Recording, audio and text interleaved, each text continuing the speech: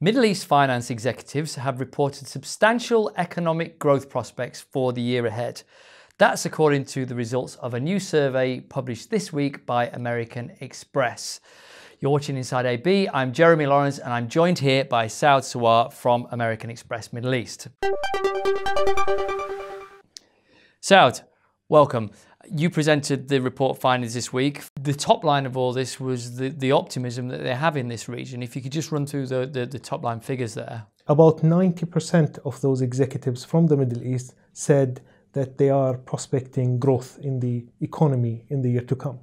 Of those, about 75% of the executives said that they will increase investment and spending level in the year to come by 6% or more. And I see here that that places it in the top five. China on the high investment growth in the world. China on 90%, Japan on 87%, the UAE 84%, Saudi Arabia 83%, and Russia following up in fifth with 80%. So big numbers. One thing that I found very interesting was how executives seem to be more comfortable here making their plans and managing uncertainty, because this is a region where things used to work quite slowly, almost a glacial pace of change. That's not the case anymore, but the finance executives seem to be suggesting that they're going to go on with their plans anyway. We have seen that about 60% of the executives surveyed in the Middle East are not worried about change anymore. Right. 77% have a growing interest in expanding enterprise level risk management systems. So they're taking precautions and they're spending, but they're going to do what they need to do regardless of what happens. Right, another interesting part of the report was that the fight to gain and retain customers is a key priority for regional businesses, which suggests that competition is increasing even though the rewards are increasing as well. So if you can just run us through some of those figures. So from a spending priority perspective, companies said that they would spend the most on meeting their customers' evolving needs. Yeah. And within that, we've dug a little bit deeper, and we have seen that there is going to be investment in mobile technology. So all things around customers and mobile customers, right, or moving customers or connected customers. Right.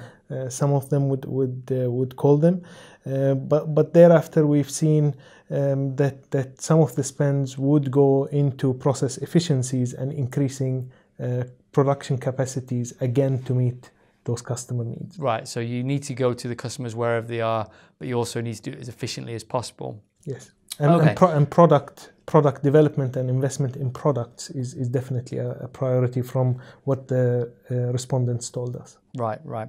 And then if we're talking about efficiency, we're talking about you retaining your own staff.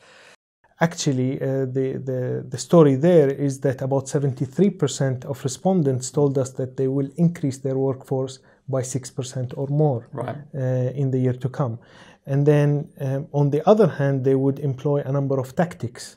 And if I may name the top 3 tactics that they're going to employ to not only retain, but also to grow, so attract new employees. The top 3 were about 65% of respondents told us that they would look at career development as one tactic to do so.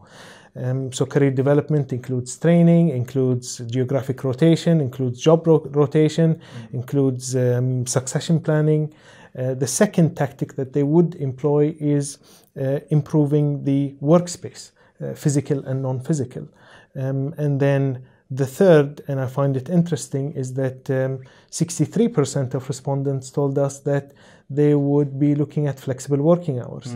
And if I take this or bring this back home, about 72% of respondents from the UAE told us that they will be looking at flexible working hours here in the UAE. Okay, and also they mentioned part-time work. Of course, we have new visa laws now, so it does facilitate companies being able to have lots of different solutions to meet their needs.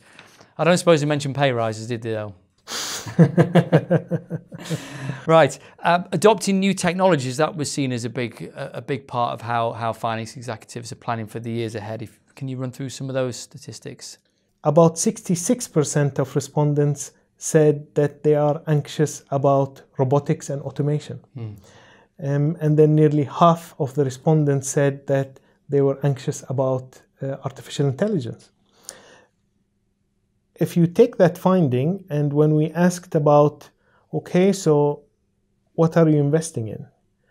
And half of them said that we're investing in robotics and automation, and almost half of them said that we're also already investing in AI, artificial intelligence. So this isn't just futuristic, far-off worries, it's something that's happening now. Absolutely. So they're actually investing in those new technologies, and they are no more industry buzzwords, but they're actually realities.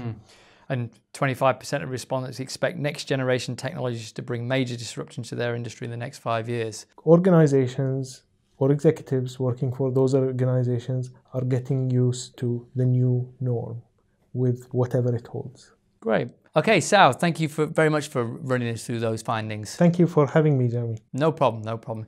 You've been watching Inside AB. We're live every weekday at 10 a.m. So please do subscribe, share, and comment. We'll see you next time.